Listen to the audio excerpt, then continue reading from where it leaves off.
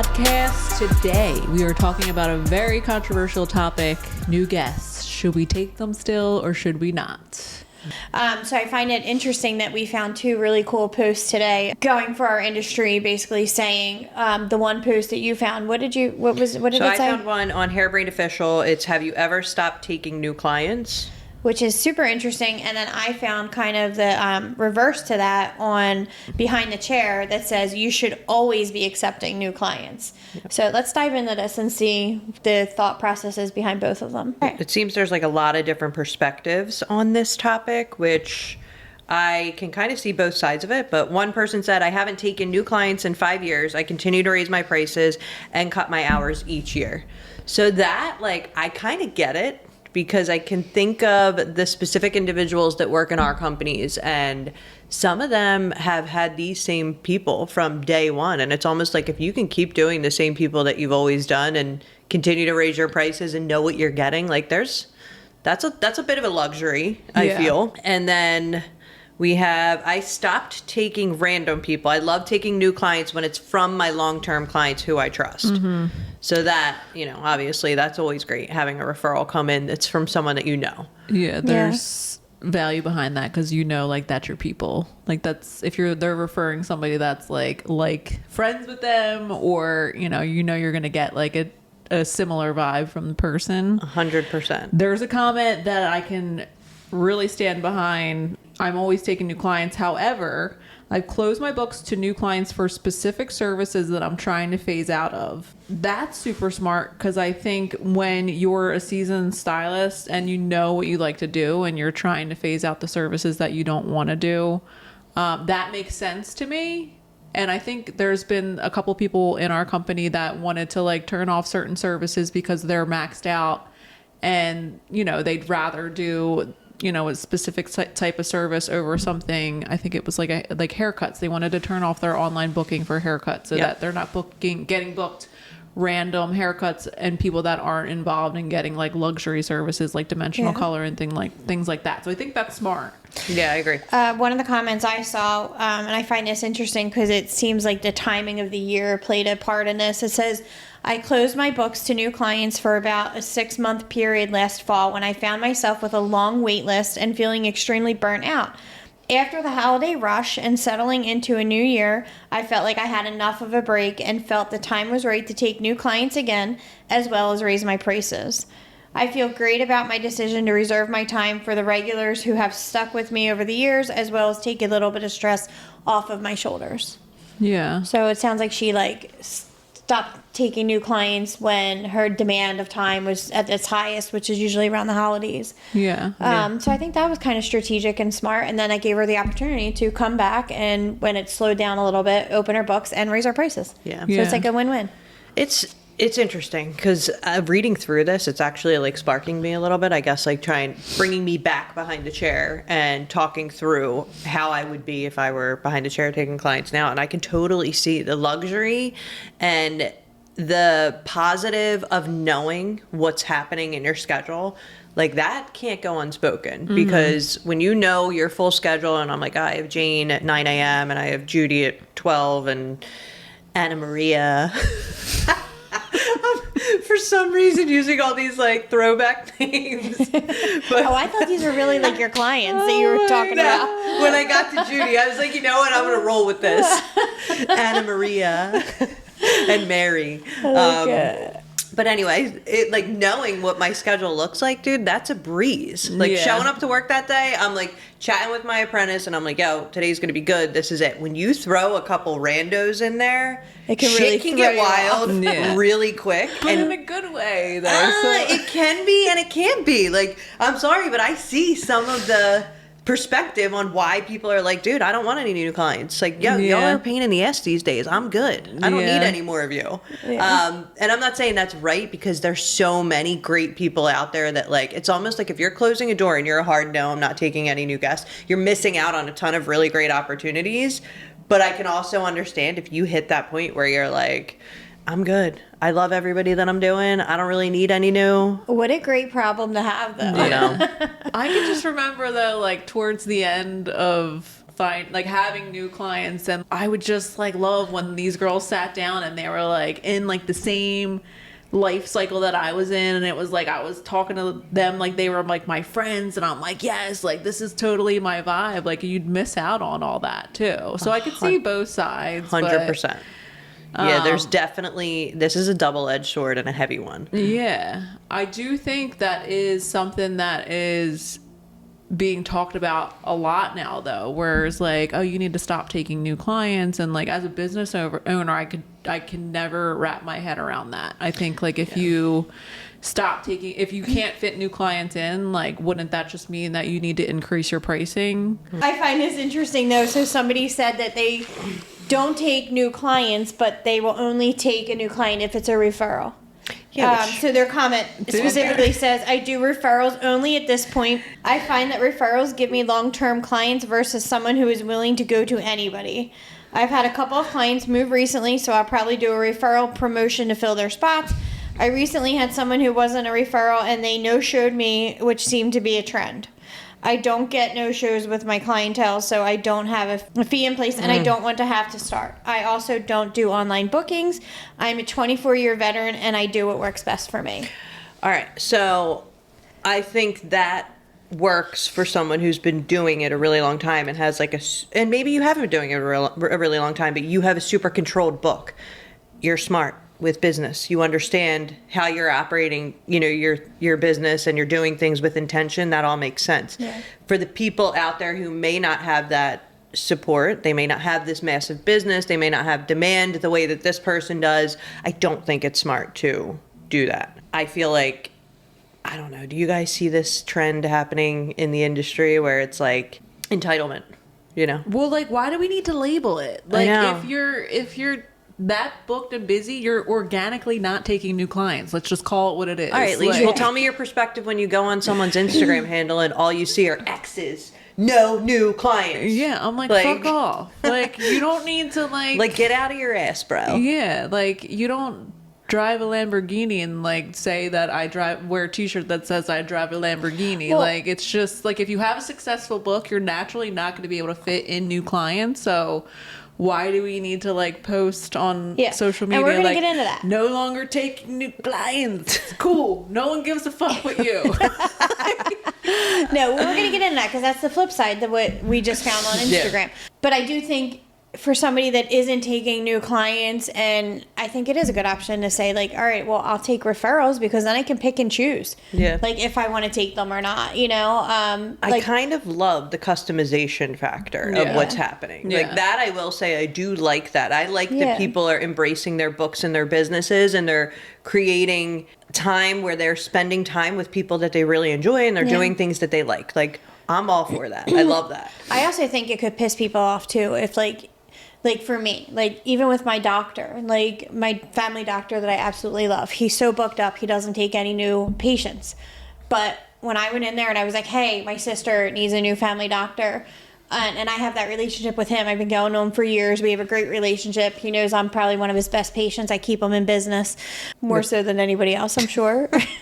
But anyway, I would have been so insulted if he was like, no, I can't see her. But he was like, oh yeah, I'll have my people reach out to her. Like, because he just knew, like, he loved me as much as I loved him, and he was going to take you. Well, there's that. That's that. I think piece from a client, like I would be insulted if I went in and was like, "Hey, I would love for you to do my daughter's hair or my sister's hair," and they were like, "No, I'm not taking new clients." I'd be like, "Okay, I'll find someone else." Yeah. Then. Well, see, I feel like that's like a network thing. Yeah. Like, and here's what I think we need to talk about. It's the fact. So we own 3 salons. We have a lot of people that work for us.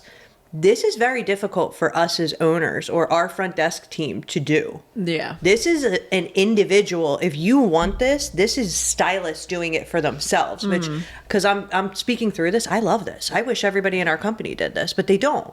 I wish you were so booked and so busy that everything that you did was kind of customized and we didn't really have to worry about putting Judy or Jane or Mary in, or Anna Marie to their schedule.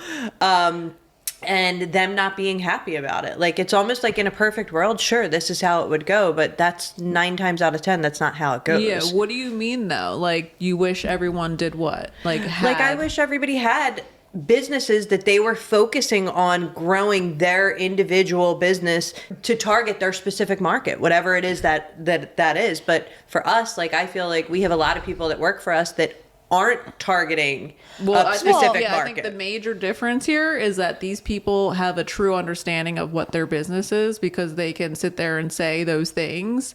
Whereas, like, when back to the entitlement thing, you know, you have people that are just starting out in the industry reading these things like, oh, well, should I not be taking new clients? Yeah. Like, no. Yeah, that's definitely a misconception for sure. But I think with our company, like, I don't think we'll ever be there because we're an educating salon. Like, we don't have just all veterans that have been in the business for 25 plus years. I mean, we have younger team members that we're constantly growing, that are always going to be growing their books. And that's just our salon. But there are salons out there where you walk in there and you look around and every single stylist there has been doing hair for 20 plus years and can be that selective.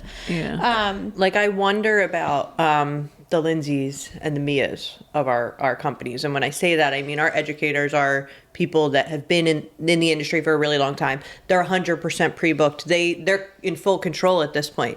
But when they have a cancellation, you know, that's an opportunity for the front desk to fill them with a random. Right. It doesn't happen most of the time. They're doing it on their own, but I just feel that, you know, I can understand in their perspective at that stage in the game where you're like, you know what, I really don't want random people booking with me. I want more control. I'm almost wondering, like, if that creates more work on the back end for you, like not taking new guests. But I on the flip side, I also see, like, our software shows us when we have new guests, and our educators, I mean, sometimes they have like 2 or 3 new guests in a day.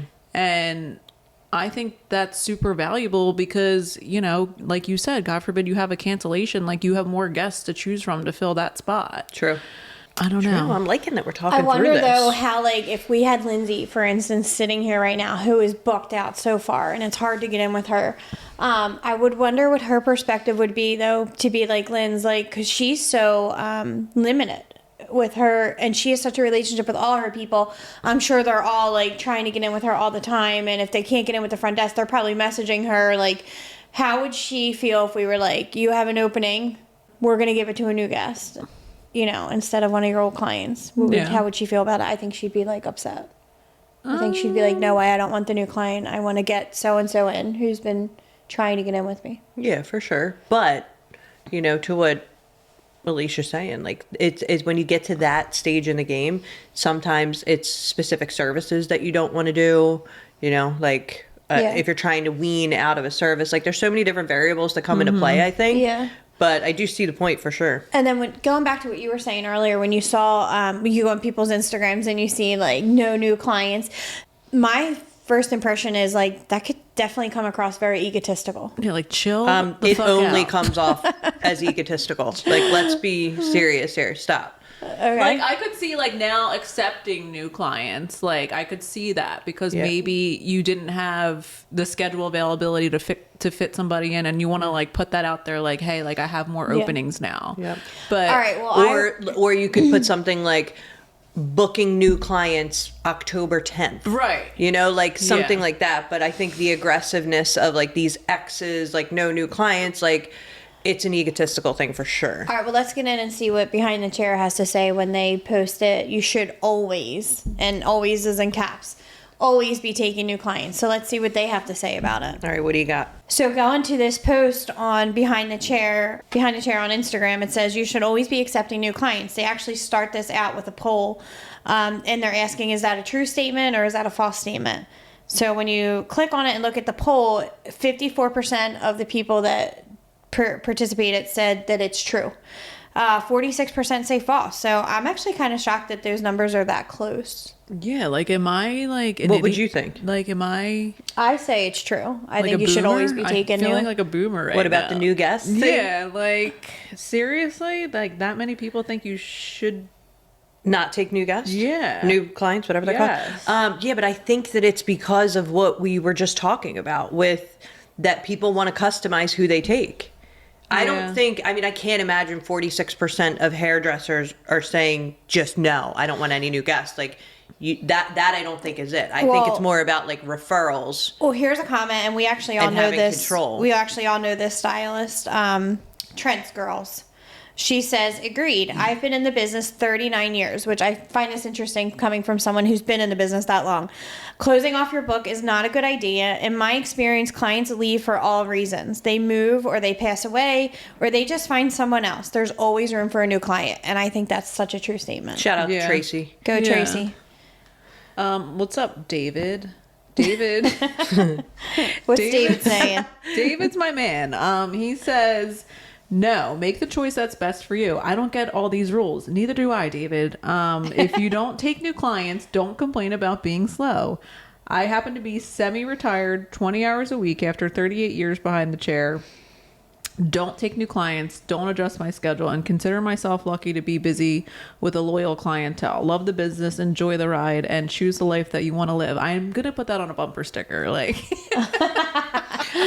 but I think David, he's- can we have you on our podcast? yeah, I think he's got it like right. Like he's not like blasting Yeah. around that he's not like taking new clients, and like there doesn't need to be all these rules around it.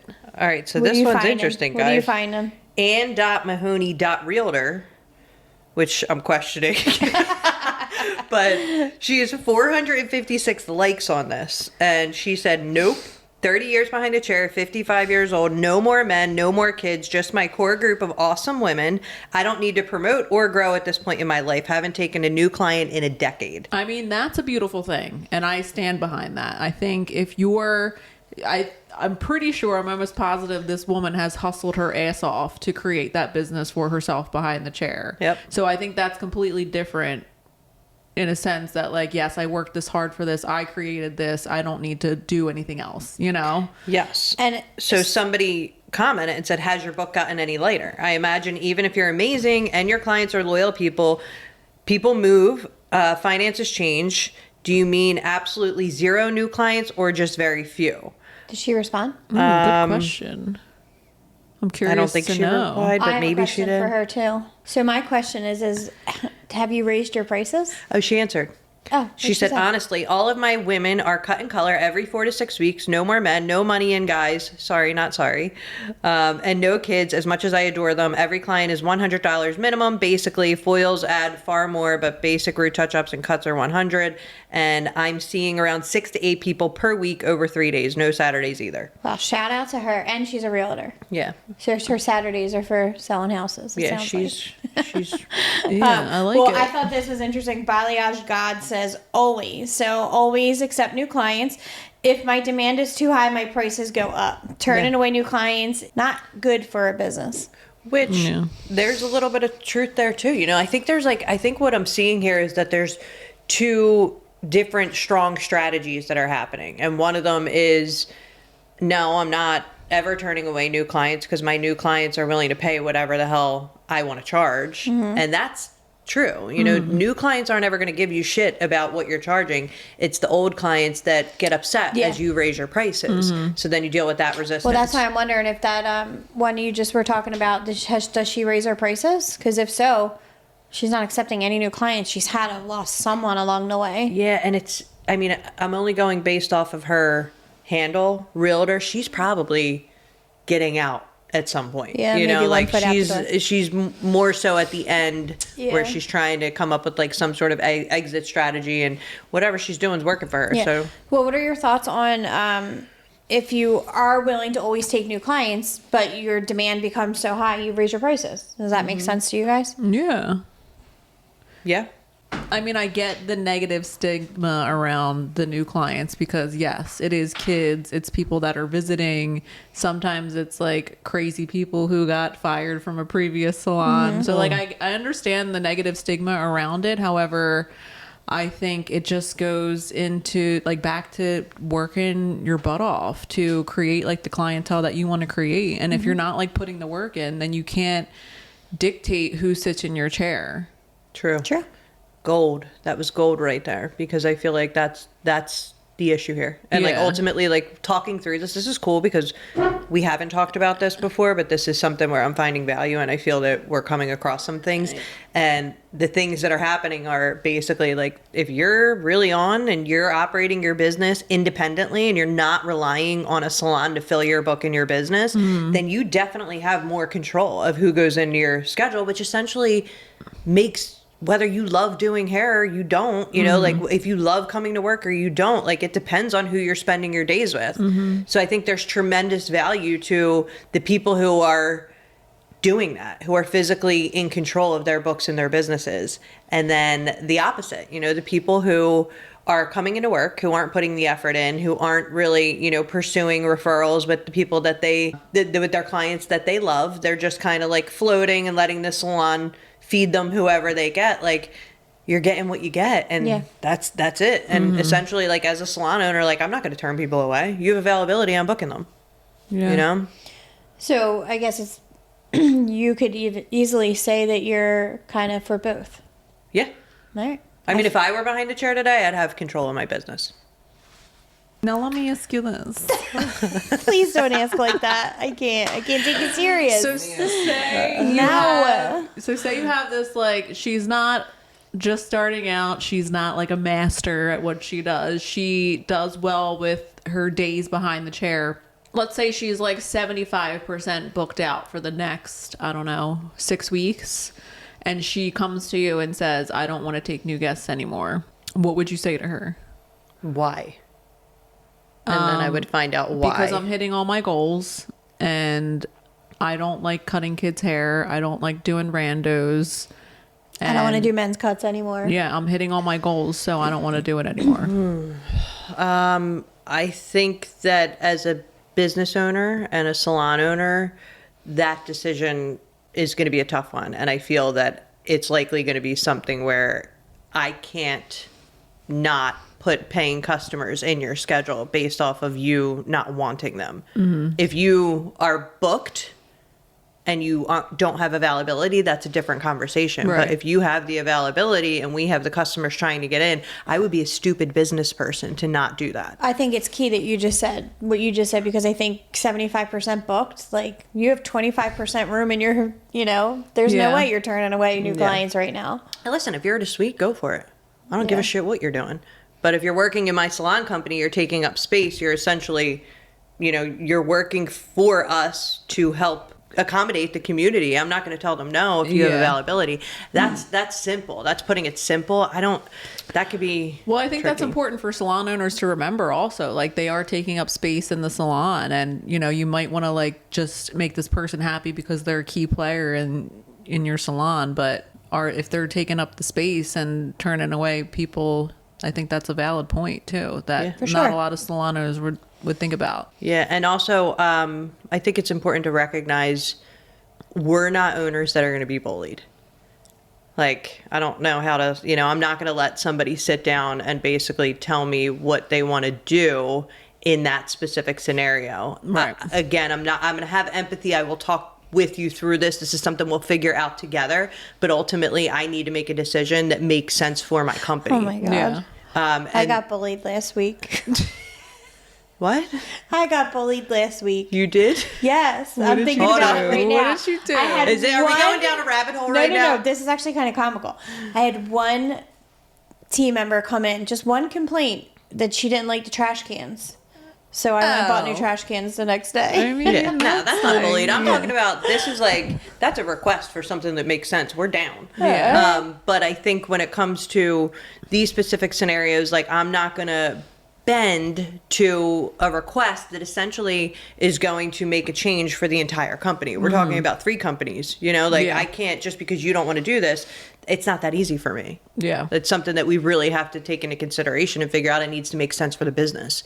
So, I mean, Yeah. I think in that scenario, that person may be the type of person that should go to a suite, you know? Yeah, so I think like any stylist that is fully booked, has a wait list, is like booked 6 weeks, 12 weeks, 18 weeks out. Yeah, you have a right to say, I'm going to pick and choose my people at this point. Yeah. I think it's smart to never say I'm not taking any new clients. I think the referral program makes sense to me. Yeah.